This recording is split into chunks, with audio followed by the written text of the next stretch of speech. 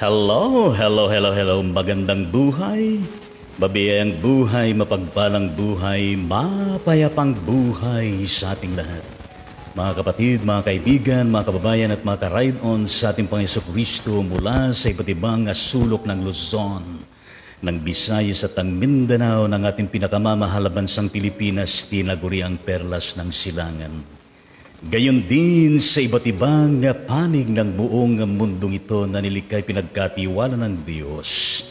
Sa buong sangkatauhan, ang abang lingkod ng Diyos, Bishop Libangonan, ay narito muli upang pangunahan ang episode 476 ng Ride On Ministry. Araw po ng Wednesday, Miyerkules, June 16 at 20 at 21. Yes, ang Ride On Ministry, ride on with Jesus Christ, ride on with His words, ride on with the sound of praise, worship, prayer, and service.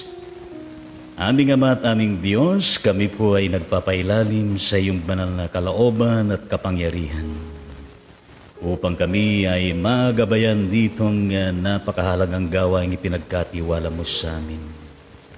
Lubusin mo, O Diyos, ang pagpuspos ng iyong banal na Espiritu sa abang lingkod mo, nakakasangkapanin at gayon din sa bawat isang nagigibahagi.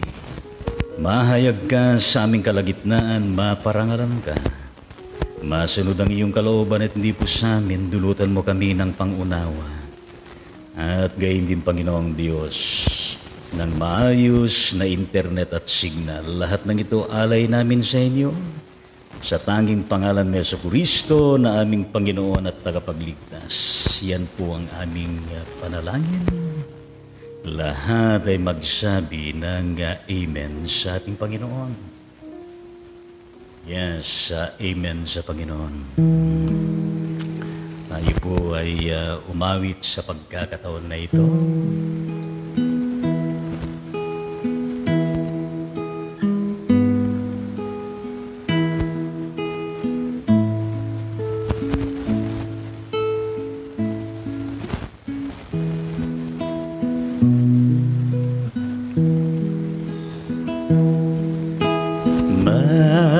Majesty,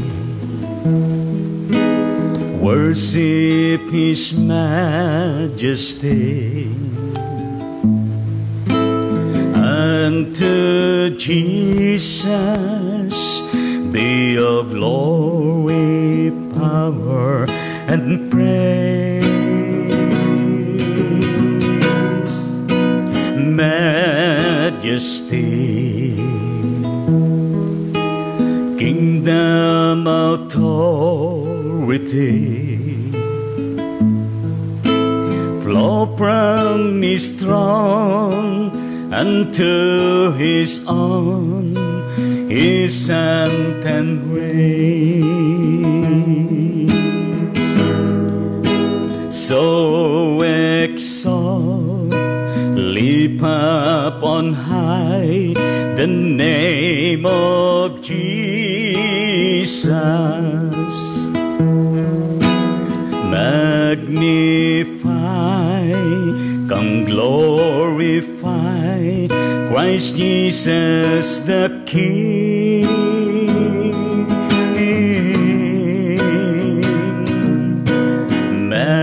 Majesty, worship His majesty. Jesus who died, now glorified, King of all kings. So exalt, lift up on high the name of Jesus. Magnify, come glorify Christ Jesus the King.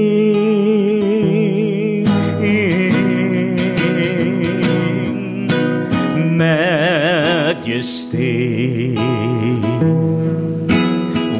worship His majesty. Jesus who died, now glorified, King of all kings. Jesus who died, now glorified, King of all kings.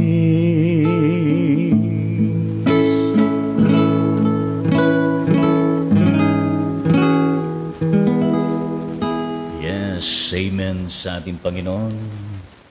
Majesty, worship His majesty. And to Jesus be all glory, honor, and praise. Purihin natin ang Panginoon. By this very inspiring and touching message of a song. Ngayon ay tayo po'y dumako sa ating devotion na kung saan ay nandun na tayo sa verse 4 to 25. Na yan ay merong kinalaman sa pangangaral ng mabuting balita sa Samaria. The preaching of the good news at Samaria. Pero doon lamang tayo sa verse 4 and 8 ang tatalakayin natin. And we hope to finish verses 4 to 25 by Monday. To be able to saturate the whole passage, bagaman may karugtong pa yan, pero tututukan natin ng maibayo na pangangaral ng mabuting balita sa Samaria, na kung saan ay natutupad yung Great Commission ng ating Panginoon sa kanyang mga disciples at gayon din sa bawat isa atin na mga lingkod at mananampalataya sa ating Panginoon Jesucristo.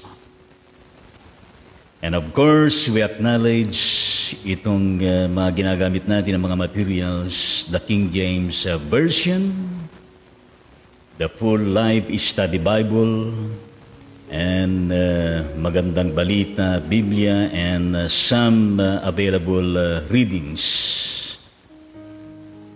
Pero sa ngayon ay hindi pa natin titignan kung sino itong si Philip. Maybe tomorrow ay tignan natin yung background ni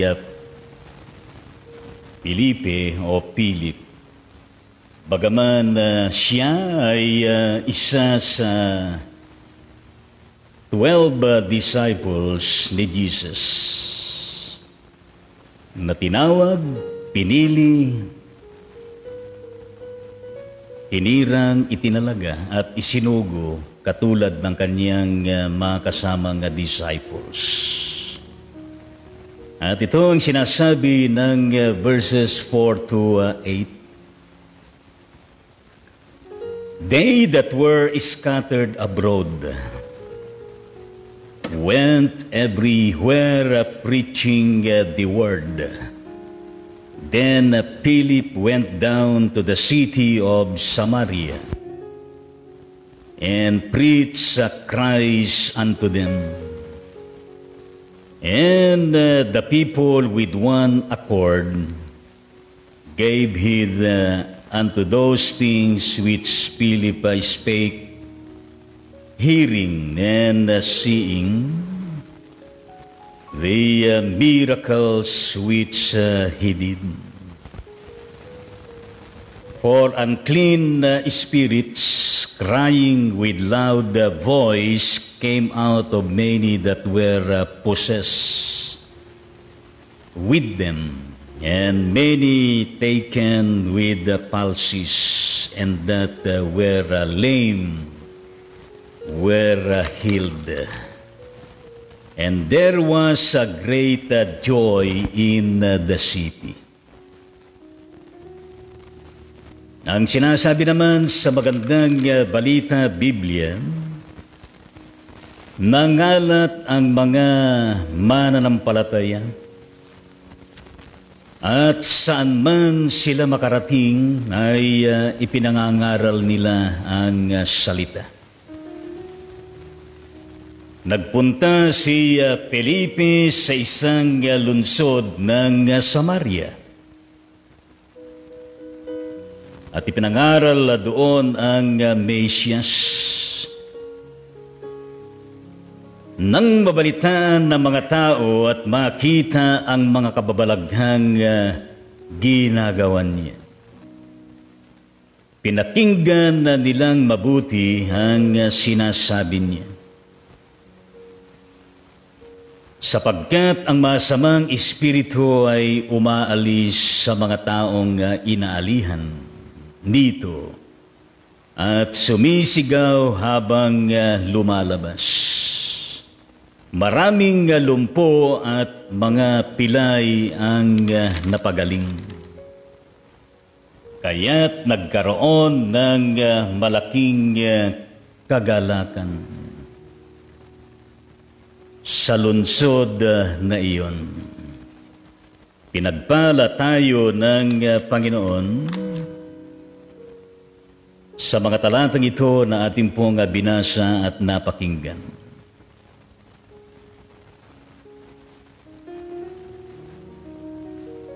Mga kapatid sa Panginoon, this is indeed the positive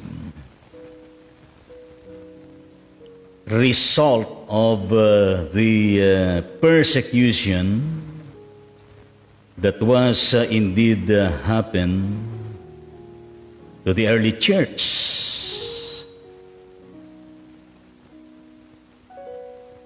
Particular sa mga tao na kung saan ay talaga naman nakaranas ng matindi, masidhi at malalang pag-uusig ng nagaharing uri ng relihiyon at ng estado ng kapanahonan na iyon.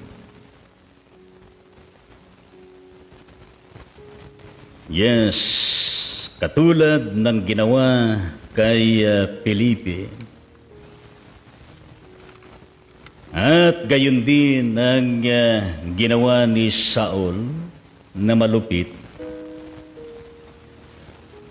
na pinag-uusig ang mga mananampalataya kay Jesus.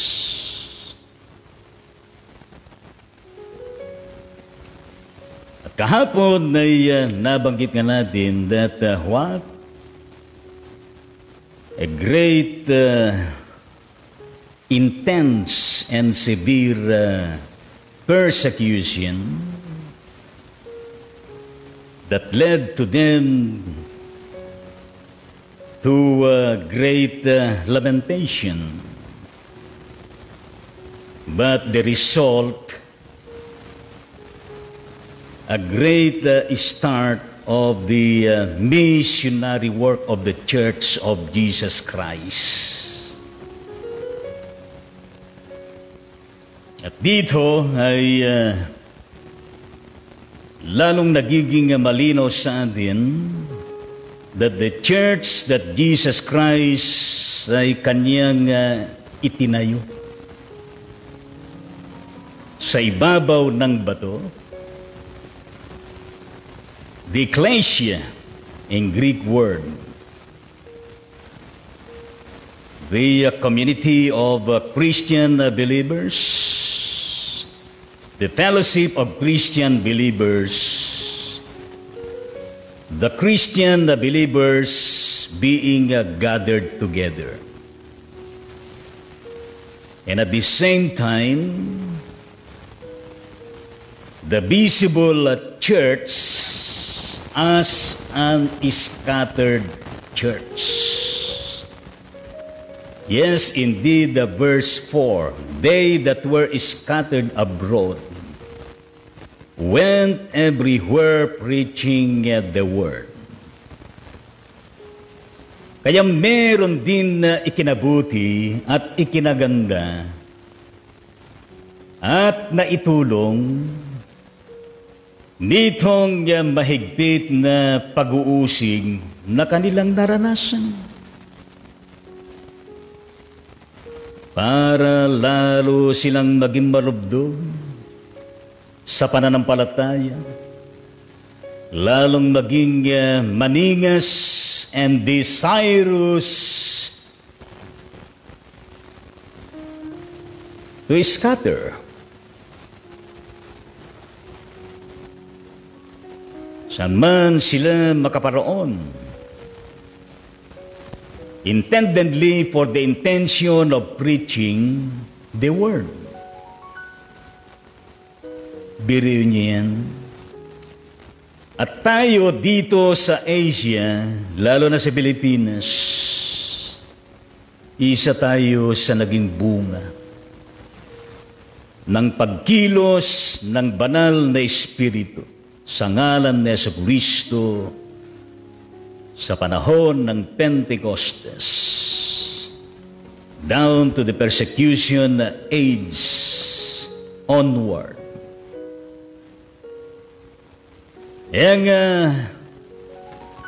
We need to be thankful to these heroes of faith na kinasangkapan ng ating Panginoon.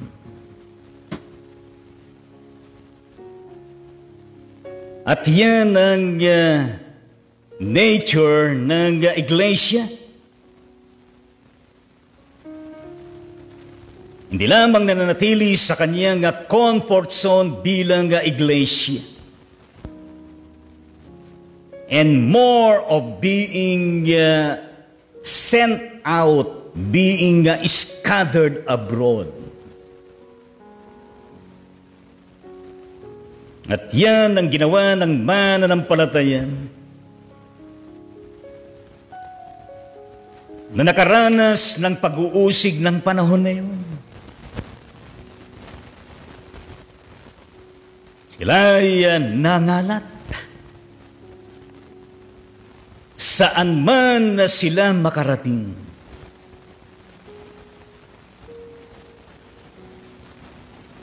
At yan ang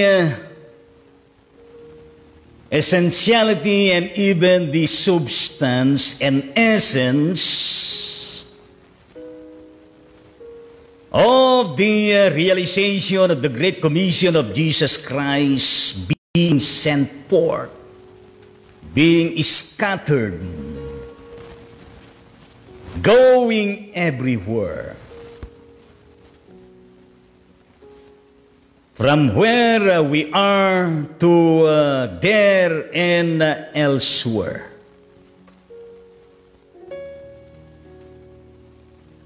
Para lamang sa pamamahayag ng mabuting balita. And I hope sa panahon na ito, it will always be a living legacy and challenge that the church, especially all church workers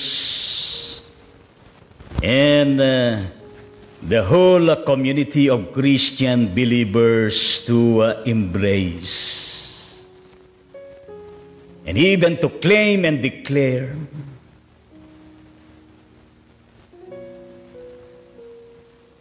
And to emulate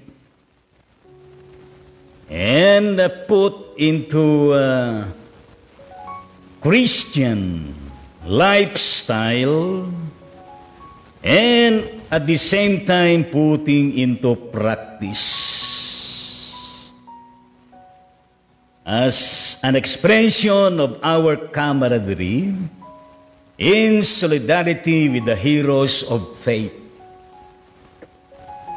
of what He did, for the glory of the Lord, for the expansion of the kingdom of God, the furtherance of the gospel, kahit matindi ang kanilang pinagdaanan. At dito ngayon, sumulpot ang one of the disciples of Jesus in the person of Philip, si Felipe,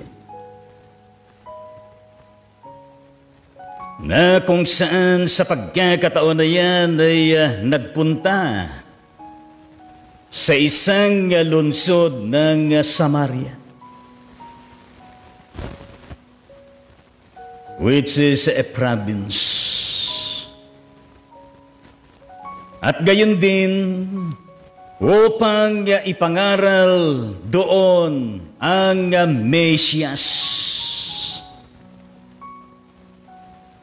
si Jesus Christ, Christ Himself, Christ itself, the Messiah, the Anointed One.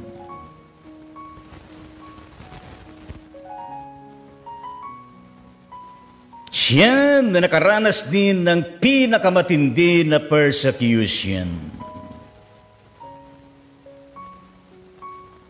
Katapos ng kanyang ministry and mission na kanyang ginampanan, which ushered him into the pedestal of death as a living sacrifice for the salvation of all people in this world.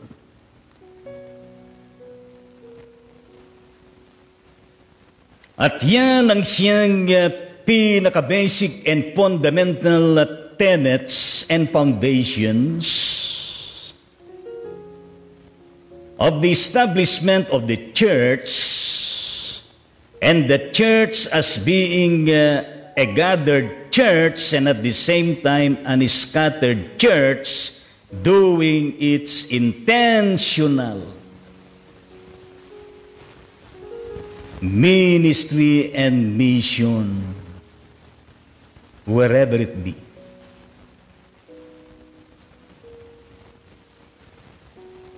And we praise and thank the Lord for that. We are part of this great commission of Jesus Christ. And we join with one of the disciples of Jesus, the Apostle Philip,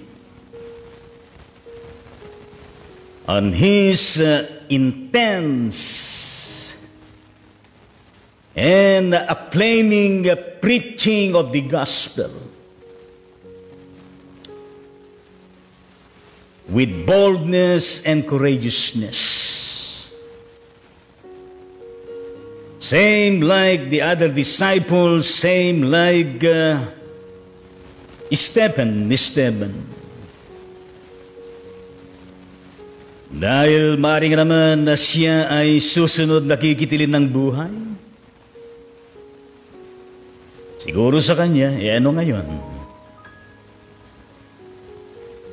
Ilan kayo sa panahon na ito na ano ngayon, kung papatayin tayo sa panahon na pangangaral natin ang salita ng ating Panginoong Diyos. Maring sabihin ng iba, kayo na lang. Ayaw kong sumausaw dyan. Hirap niyan, mga ko madamay. Pero sa kanila, nangalat sila. Saan man sila makarating ipinangangaral ang salita, ang mabuting balita ng kaligtasan patungkol kay Hesukristo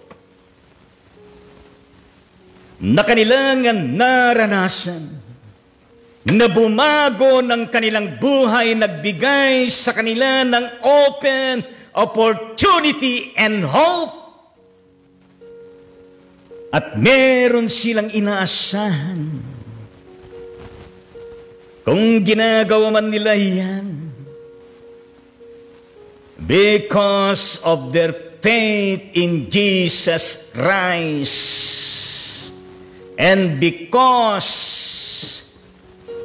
sa magiging resulta o bunga ng kanilang pagpapagal, that more souls to be converted.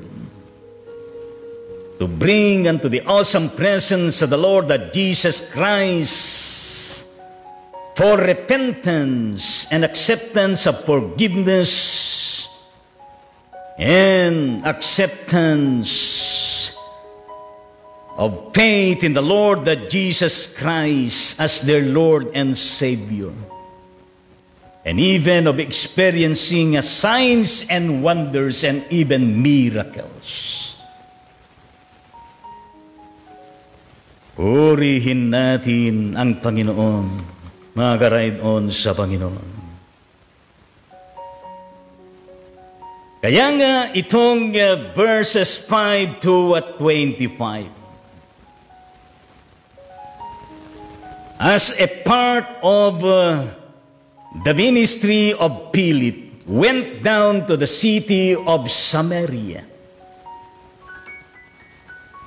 And may we notice, mga karaidon sa Panginoon, such a sequence, alin, ng mga pangyayari na natala patungkol sa outpouring of the Holy Spirit. Kanino? Sa mga Samaritano na kung saan ay naniwala, sumampalataya. Yes, indeed, the outpouring of the Holy Spirit upon these Samaritan believers.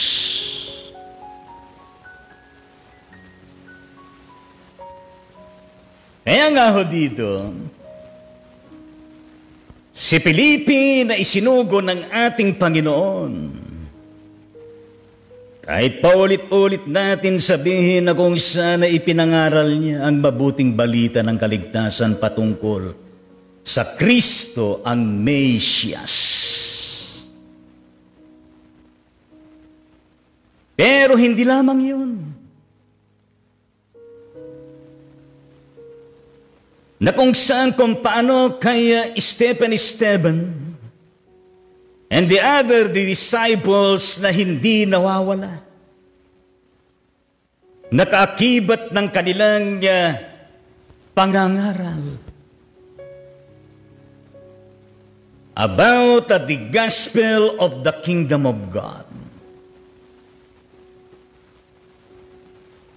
Yes, patungkol sa ebanghelyo ng paghahari ng Diyos,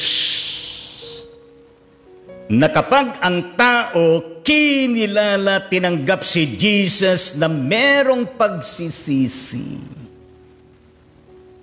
pagtanggap ng pagpapatawad at paglilinis ni Jesus sa mga kasalanan,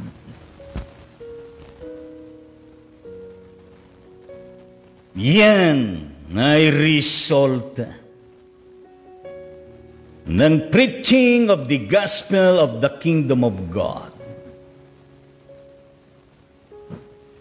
Sa bawat nagiging bunga ng preaching and even teaching, sharing, witnessing, outreaching ministries for the Lord.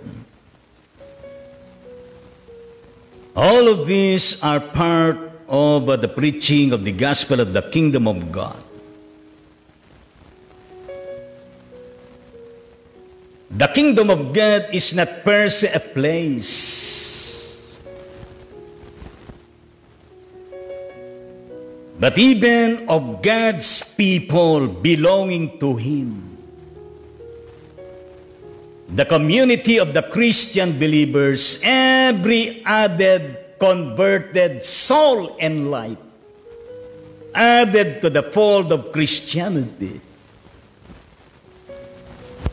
Well, the kingdom of God talaga naman ay nag-exist, lumalawak, umuusad, until its final consummation when Jesus ay babalik muli. na itong ipinangaral ni Felipe, mag-ride on sa Panginoon na patungkol sa Ebanghelyo ng paghahari ng Diyos, it was indeed confirmed. The Word with signs and wonders and even miracles. In the mighty name of the living God in Jesus Christ. Kaya nga yan ang sinasabi mula sa verses 5 to 7. Mga ka-ride on sa Panginoon, nang mabalitaan ng mga tao at makita ang mga kapabalaghang ginagawan niya, pinakinggan nilang mabuti ang sinasabi niya.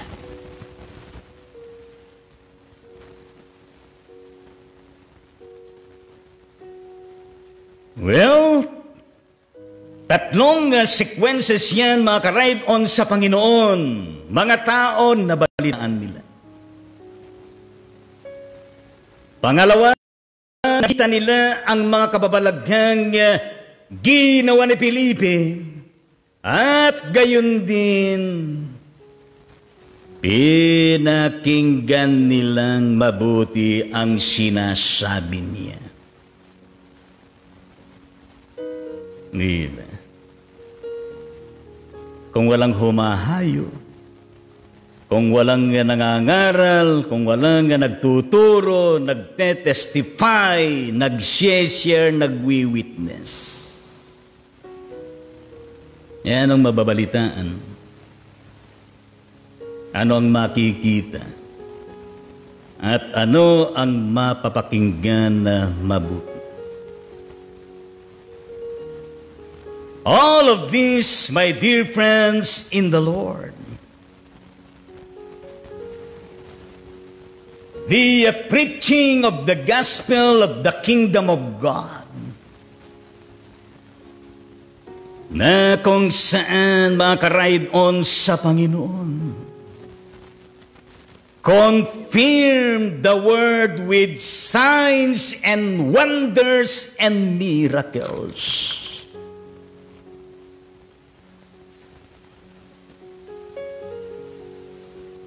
Kaya ngayon sinasabi doon sa verse 7, sapagkat ang masamang espiritu ay umaalis sa mga taong inaalihan nito. At sumisigaw habang lumalabas. Maraming lumpo at mga pilay ang napagaling. Hallelujah, praise the Lord. Great is our God, amazing is our God, awesome is our God. Na maasahan sa lahat ng panahon, lalo na sa mga ganitong pagkakataon.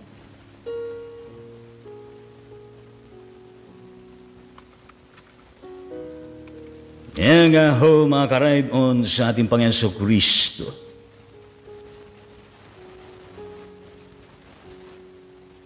Sinasabi na kung saan sa verse 6, and the people with one accord gave heed unto those things which Philip spake,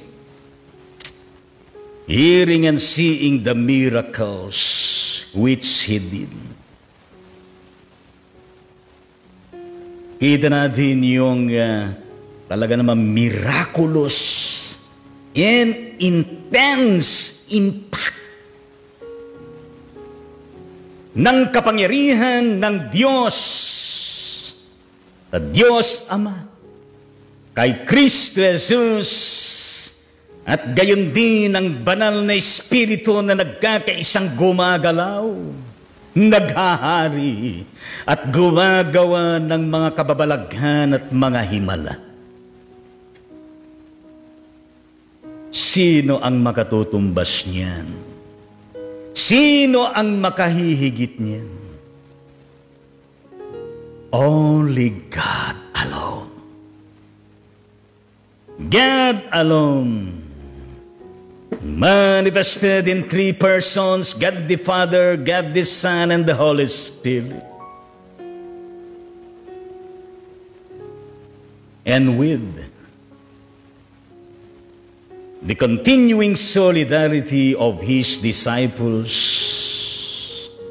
and all of faithful Christian believers from the beginning to date and even beyond.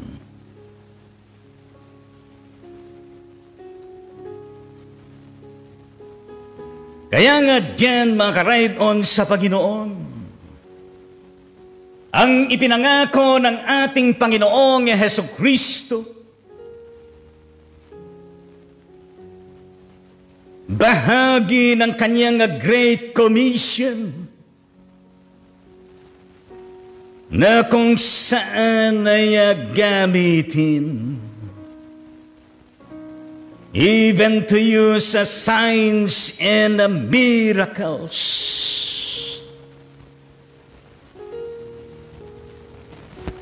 to confirm the preaching of the word, upang patunayan ang pamamahayag ng salita ng ating Panginoon. Pero hindi lamang naging limitado sa mga 12 disciples ng Panginoon and even the added apostles, kundi nagpapatuloy yan. And that is the spirit and miracle of what Jesus founded and mandated the apostolic ministry of Jesus Christ. From its beginning to every decade, to every generation, from one generation to another generation, and to this modern world, and even to the culmination of the end of times and last days, mga ka-ride-on sa Panginoon. Kaya nga, anong sinasabi nga at importante na silipin natin? Yung sinabi ni Jesus doon sa ibang Gospel of Mark, chapter 16, verse 15 to 16. And He said unto them, sa mga disciples, "Go ye into the world and preach the gospel to every creature. He that believeth and is baptized shall be saved, but he that believeth not shall damn." At sinabi ni Jesus sa kanila, "Humayo kayo sa buong sanglibutan at ipangaral ninyo sa lahat ng mabuting balita. Ang sumasampalataya at mabautismohan ay maliligtas, ngunit ang hindi sumasampalataya ay parurusahan."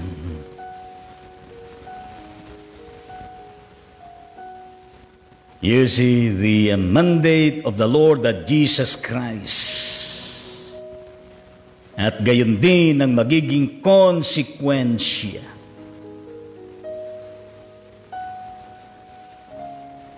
sa pagsampalataya at pagkabautismo sa Kanya,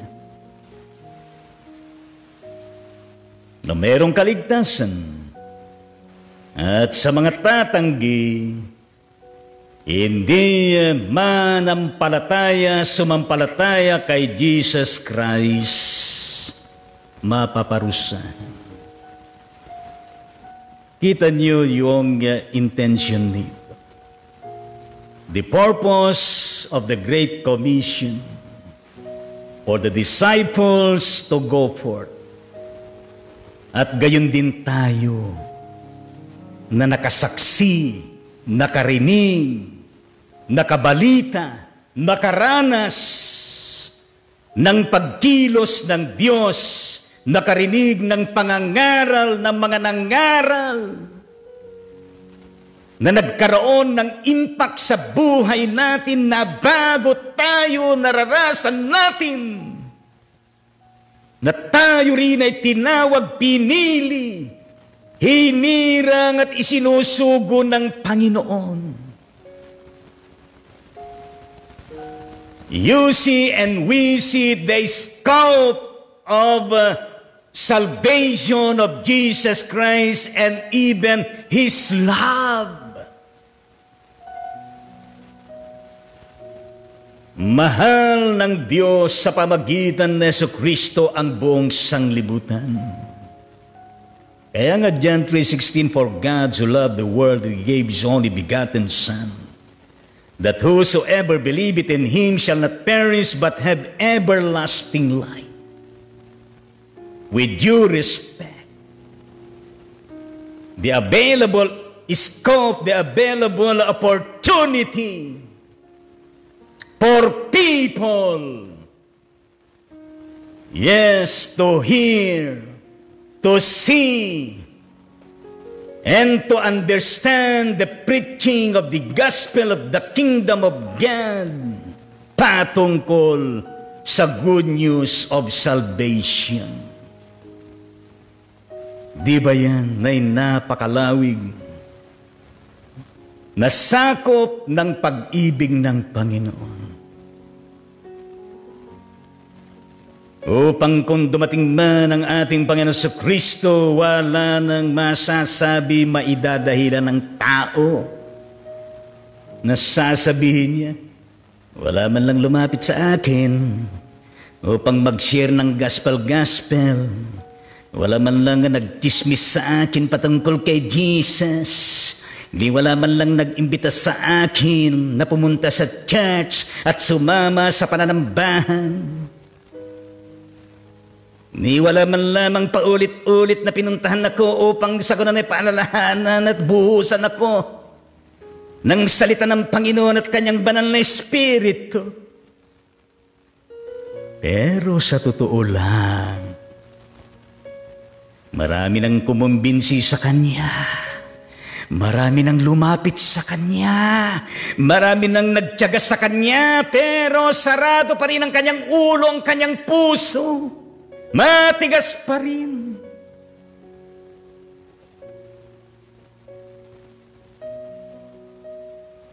Inasabi pa rin na bata pa ako, enjoy ko muna ang buhay sa sanglibutan na ito, saka na lang yan.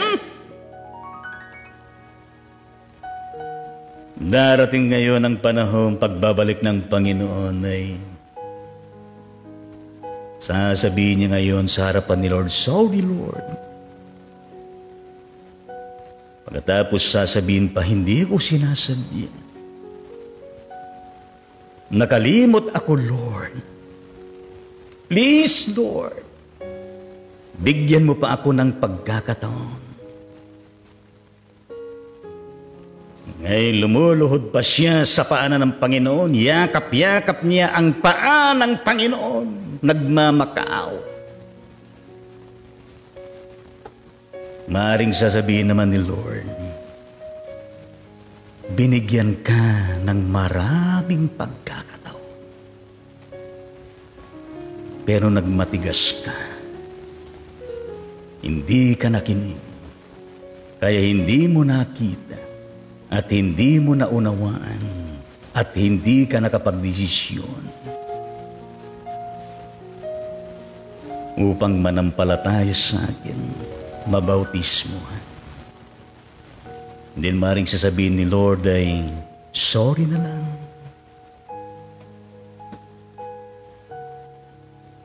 Di ba mga ka-ride-on sa ating Panginoon? Hallelujah at praise the Lord. Sa bawat desisyon ng tao, merong kaakibat na konsekwensya. Di ba?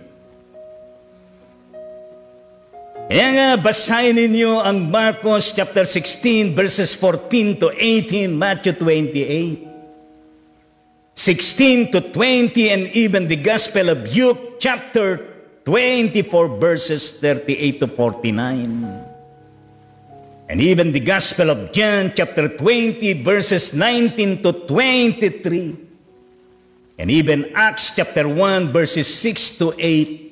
Lahat yan ay merong kinalaman sa Great Commission of Jesus Christ.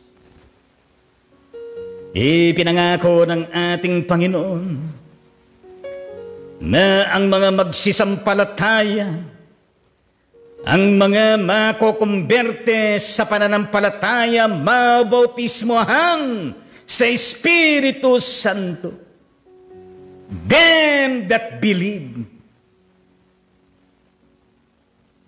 Anong mangyayari? Will also perform miracles and signs and wonders in the name of Jesus. Such as casting out demons. Na sinasabi sa Mark 16 verse 17, and these signs shall follow them that believe. In my name shall they cast out devils. They shall speak with the new tongues. Ang mga sumasampalataya ay magtataglay ng ganitong tanda ng kapangyarihan. Sa pangalan ko'y magpapalayas sila ng mga demonyo at magsasalita ng ibang wika. Hindi lamang yan mga ka-ride-on sa Panginoon na makagagawa ng kababalagan, mga himala sa pangalan ni Jesucristo, hindi lamang yung magpalayas ng demonyo, kundi gayon din ang pagpapagaling sa mga merong karamdaman. Yan ang sinasabi sa kasunod na verse sa chapter 16 ng Mark. But they shall take up serpents, and if they drink and any deadly thing, it shall not hurt them. They shall lay hands on the sick, and they shall recover. Sila'y hindi dumampot man ng ahas o minom man ng lason, at gagaling ang mga may sakit na mapapatungan ng kanilang mga kamay. Alam niyo ba kung bakit ko sinasabi ito, binabalik-balikan ito? Patungkol kay Pilipi. This is exactly, mga ka-ride-on sa Panginoon, what the Apostle of Philip did. And I hope, mga ka-ride-on sa ating Panginoon, na kung saan ay tayo rin ay maaring kasangkapanin ng ating Panginoong Diyos. Talaga naman na meron Diyos na buhay, na si Kristo. Meron tayong Diyos na gumagawa ng himala. Maging sa ating mga buhay, maaring makagawa ng himala ang Panginoon sa atin. Look at our environment. Tingnan natin ang ating kapaligiran. Not necessarily pumunta tayo sa New York, sa Japan, sa China, at iba-ibang mga bansa. Sa atin lamang kinaroroonan. Hindi na magkasya ang panahon upang tayo ay kasangkapanin ng Panginoong Diyos. You want to go to New York? Other places in this world? Go to Quezon City. Meron dyan mga New York Street, meron dyan mga Oxford Street, at kung ano-anong mga pangalan na street naggaling sa pangalan ng mga bansa. Pero ibig kong sabihin, maliban sa atin, sa bawat maaabot natin, yan ay magsisilbing Jerusalem. Yan ay magsisilbing Judea. Yan ay magsisilbing Samaria. Ang mga disciples naman ng Panginoon di nakaabot sa Pilipinas sa iba-ibang mga dako. Bagaman marami silang napunta. Pero ang kanilang great influence, ng kanilang spirituality, ng kanilang preaching, ng kanilang teaching, ng kanilang halimbawa nakarating sa atin at patuloy na makakarating.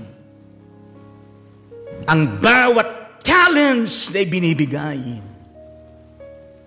Kung paano kumilos, kung paano gumagawang Panginoon ng mga kababalaghan ng mga himala, kung paano ang mga disciples ng ating Panginoon ay nakagawa ng mga bagay na yan bilang konfirmasyon na mayroong buhay na Diyos na totoo ang kanilang mga sinasabi. We can do it also in the mighty name of Jesus Christ by faith, by grace. Hallelujah. Kaya nga ho mga kapatid sa Panginoon, napakaraming may karamdaman sa ating kapaligiran. Napakaraming may suliranin. Napakarami na kung saan ay affected sa panahon na ito. Napakarami na nanlulumo.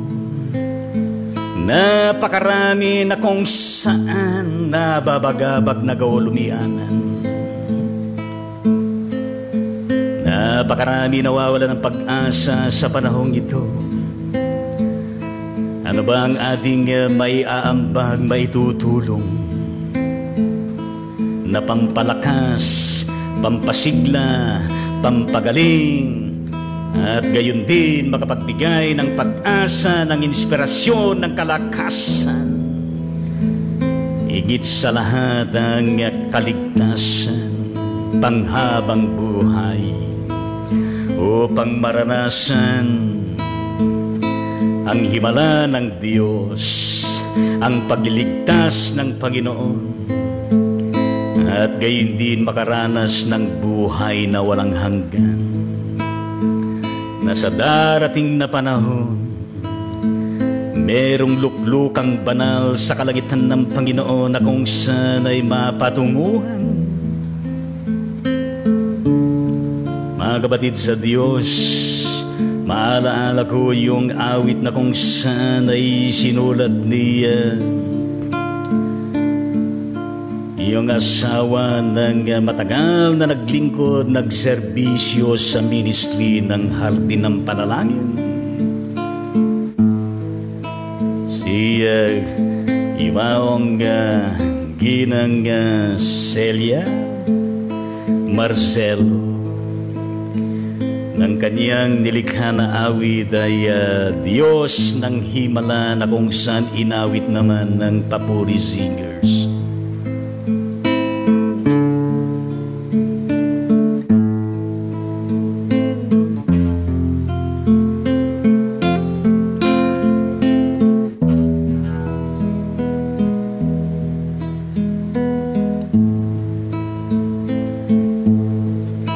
Kay rami ng nabubuhay,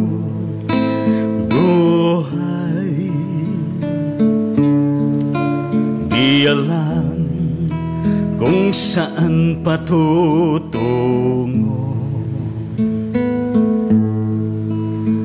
kung may karamdaman o may suliranin, sino ang lalapitan mo?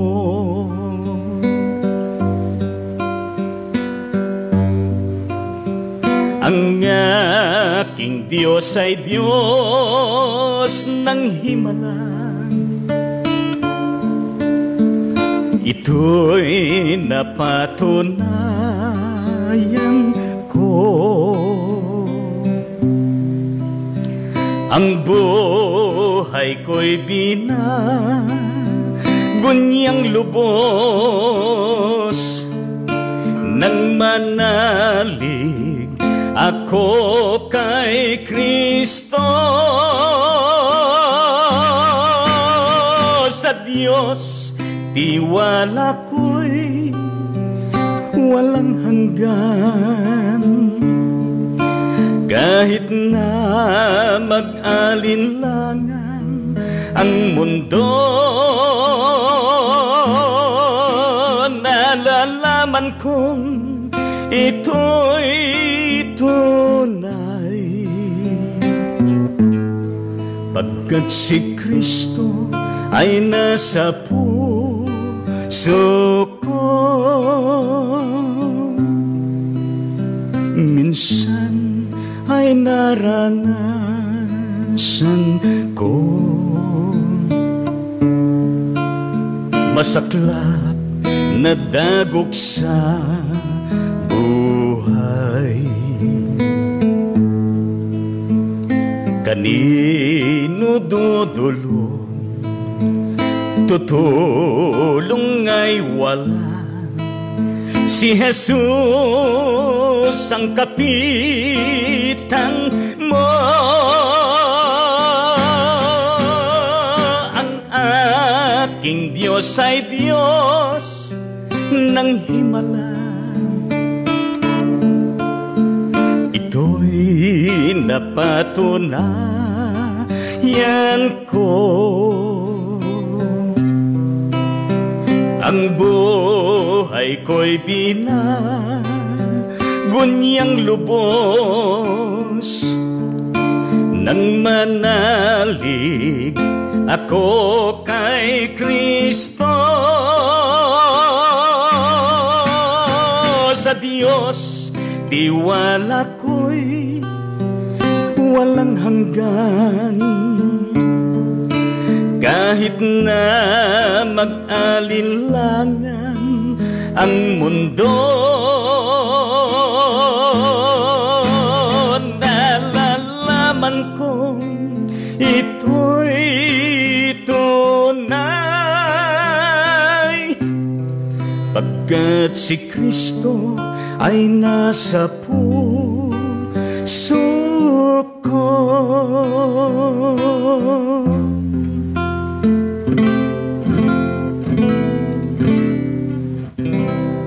Yes, Diyos ng himala, mga ka-ride on sa Panginoon.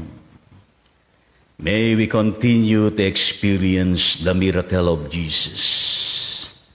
And may we continue also to share the miraculous acts of Jesus Christ for others to experience also.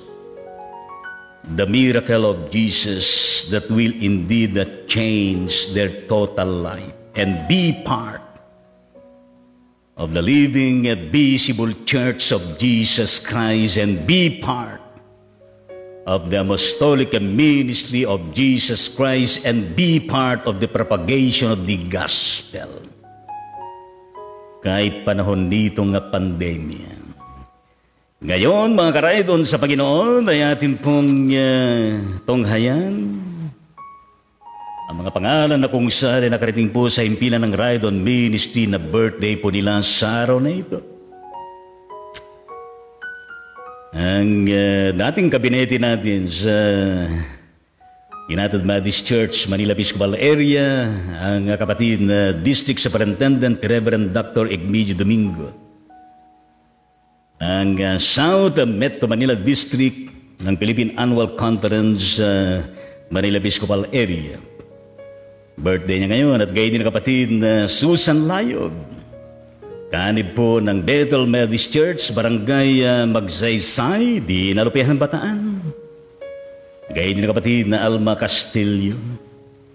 Ang kapatid na Mary Tobera na naroon sa Jeddah, Saudi Arabia. At gayon din ang kapatid na Brother Bong Balot na nandun sa Manipa, Sharkia, Saudi Arabia. Ang kapatid na Levi Talosa Agsunod ng Tuguegarao City, Cagayan. At gayon din ang kapatid na Nena Ivana Langgido ng nandun sa bandang Beirut, Lebanon. At ang kapatid na Heidi Makil, yes, isa sa mga kabataan natin nung tayo pinadistino sa Malabon Central United Methodist Church way back 1990 to 1994. Heidi Makil na nandun sa Brentwood, United Kingdom. At ang kapatid na Roger Kabakungan na nasa Luanda, Angola, ayon sa kanyang profile. At gayon din kapatid na Dominadora Martinez, ang kapatid na Sherlito Oranza, mula sa Hinatuan, Surigao del Sur. Pero nakatira dyan sa bandang Pateros, Metro Manila. At gayon din ang kapatid na Reverend Johnny Montero Sonyo ng United Methodist Church, Ibahay, Aklan.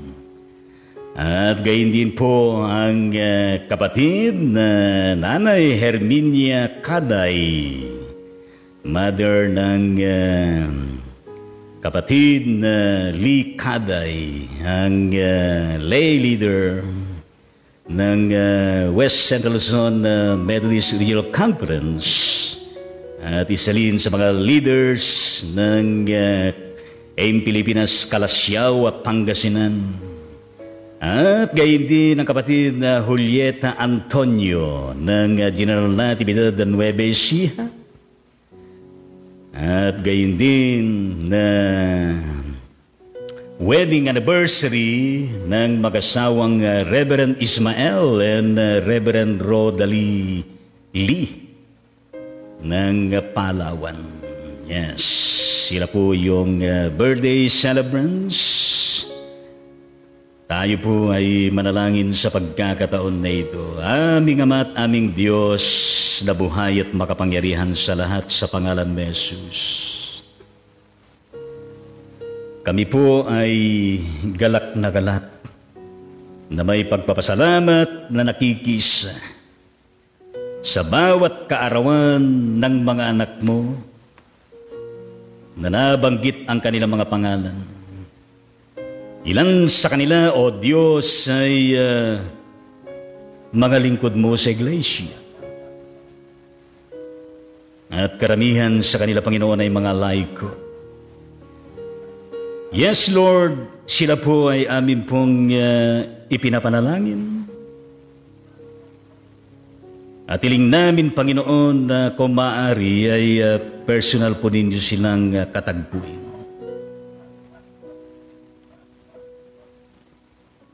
With your greetings and with your Holy Spirit to instill to them, O God, that you are with them, celebrating with them, being happy with them. Hallelujah, praise the Lord. And more birthdays to come sa kanilang mga buhay. Full of life, full of blessing, full of successes and victories, full of good health and wellness. At gayon din, Panginoon, tulungan mo sila sa kanilang mga pinagkakabalahan na mga gawain. Katulad ng kanilang livelihood na ginagampanan. Sa mga lingkod mo sa kanilang ministeryo at mission leadership. In their area of responsibilities and leadership, Panginoon. Yes, patuloy mo silang inspire. Patuloy niyo sila, Panginoon, aaalalayan sa araw-araw at sa tuwid-tuwid. At pagindapatin niyo sila sa araw-araw at sa tuwid-tuwid. Nang lalo silang magtagumpay, napuspos ng iyong banal na Espiritu, na tumatatag ang kanilang pananampalataya, lumalago ang kanilang espiritual na pamumuhay, at nagiging blessing sila sa maraming mga tao. Gayun din, Panginoon, sa mga sanggol na pinanak sa araw na ito, O Diyos, pagpalain mo silang lahat. Maayos na isipan, good stature of their bodies, at gayon din with sound na mind and good management and care of their parents, Panginoon. Nang sila, Panginoong Diyos, ay lumaki na kaaya-aya sa inyo, sa kalaunan, karoon sila ng takot sa iyo, Panginoon, at pananampalataya.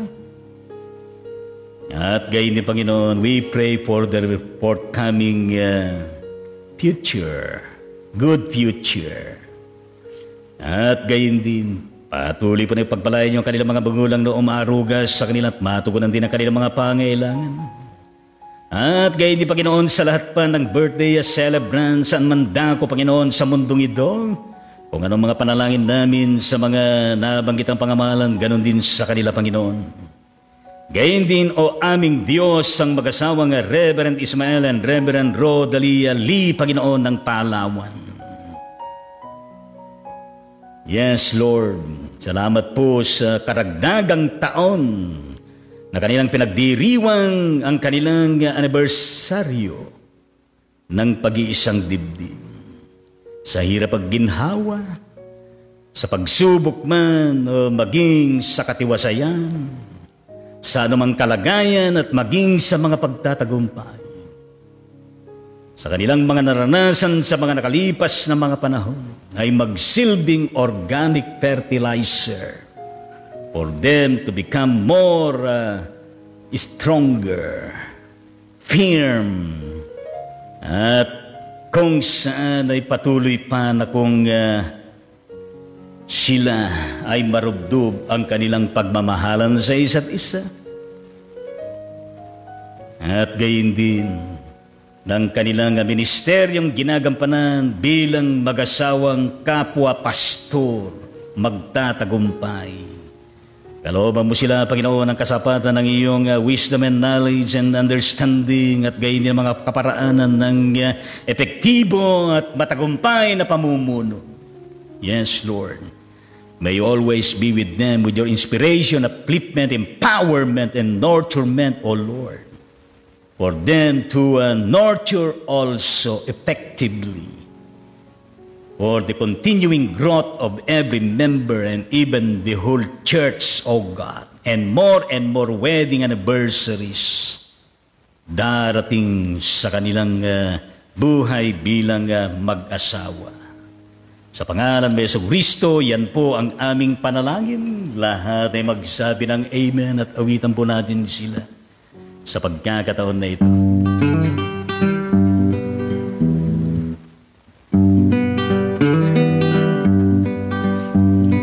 Mabuhay ka nawat pagpalain, masayang pusong may dalangin, sa Diyos Ama na lubhang maawain, nabigyan ka ng buhay na maningning, lumawit na waang iyong buhay, at mapuspos ka ng kapalaran, naglilingkod na may kagalakan sa iglesiyahan nating minamahal. Inihiling namin pagpalain ang mga araw upang darating. Ingatan ka sa hirap at lagim, laging payapa ang buhay mong angkin. Lumawig na ang iyong buhay at mapuspos ka ng kapalaran. Naglilingkod na may kagalakan sa iglesiyahan nating pinamahal. Nagpapasalamat kami, Ama, sa pag-ibig mong walang kaparan. Ang tahanan ngayon'y nagsasaya, ay iyong pagpalain sa tuwi-tuwi na lumawig na ang iyong buhay at mapuspos ka ng kapalaran. Naglilingkod na may kagalakan sa iglesiyahan natin minamahal. Happy birthday sa inyo lahat, happy wedding anniversary sa inyong lahat. Palakpakan po natin lahat po ng birthday celebrant sa araw na ito. At gayon din ang mga sanggol na pinanak sa araw nito. Palakpakan po natin silang lahat. Yes. At gayon din ang nagdiriwang ng kanilang wedding anniversary. Palakpakan po natin sila. Puro ng Panginoon. Yes. I-cheer na ba natin ang kanilang mga pamilyang kinabibilangan? Hallelujah. Praise the Lord. Amen at amen sa Panginoon. At tayo po ay magpatuloy sa ating pananalangin sa pagkakataon na ito.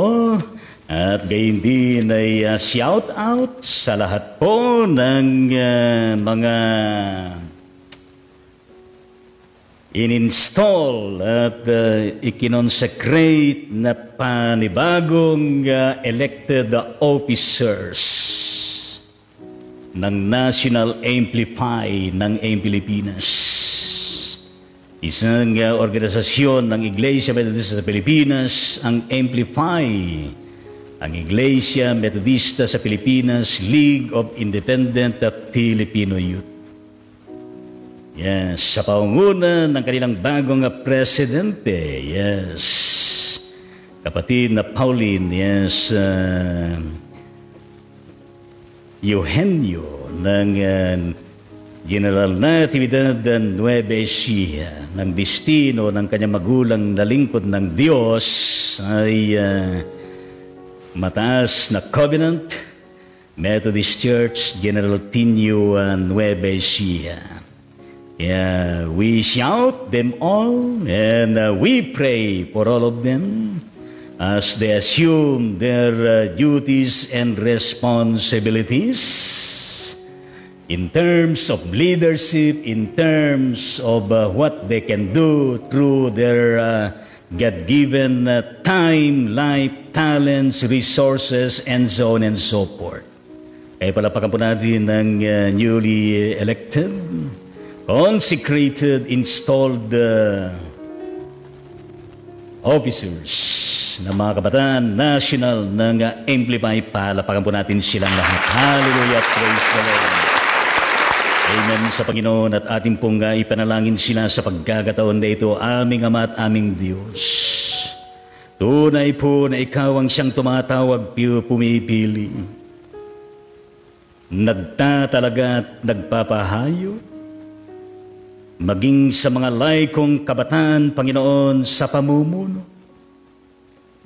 Yes, Lord Jesus. Amin po silang ipinagkakatiwala sa inyo, Panginoon, sa patuloy mong gabay, sa iyong pangunguna, sa iyong pagkakaloob ng sapat at patuloy na inspiration, the empowerment of your Holy Spirit, the knowledge and wisdom and understanding that they need, Panginoon, in the course of their duties and responsibilities, in terms of leadership and even of ministry and mission that they will be doing. Kasama ang iba pang mga officers in the region and even in the district, and in every local church and mission church, O Lord. Yes, bless them all. Bless their President National, Sister Pauline Eugenio, with your blessings, with your protection and safetyness. And we claim and declare victory and successes sa kanilang gagampanin na leadership and ministry. Envelop them with your love. Inspire them, O Lord, by your Holy Spirit. And let them grow in faith and spirituality. And may their daily need, Panginoon, matugunan. Gawin mo silang maging kaaya-aya na halimbawa. Gawin mo sila, Panginoong Diyos, na makabuluhan, na merong pakinabang. At gawin mo, Panginoong Diyos, na sila'y maging contagious spiritually. And that we entrust the whole of AIM Pilipinas National Amplify officers from the national level down to the region, to the district, and to every local church and mission church, and even to every young people na maaabot ng kanilang paglilingkod saan man dako. And more people na madala sa iyong paanan, Panginoon. And may you continue also to bless and guide and empower the whole of ang Iglesia Methodist sa Pilipinas, to the leadership of our national Bishop Manuel June Benaventura Jr., and all his cabinets, the other bishops in every region, and all the district supervising elders, at sa lahat ng mga pastor, babae at lalaki, diakonesa, at iba pang mga workers, at gayon din ang mga leader-like officers from the national hanggang sa mga local churches, Panginoon, and every member, in extending their manifold support and inspiration to our beloved young people of the church. Yes,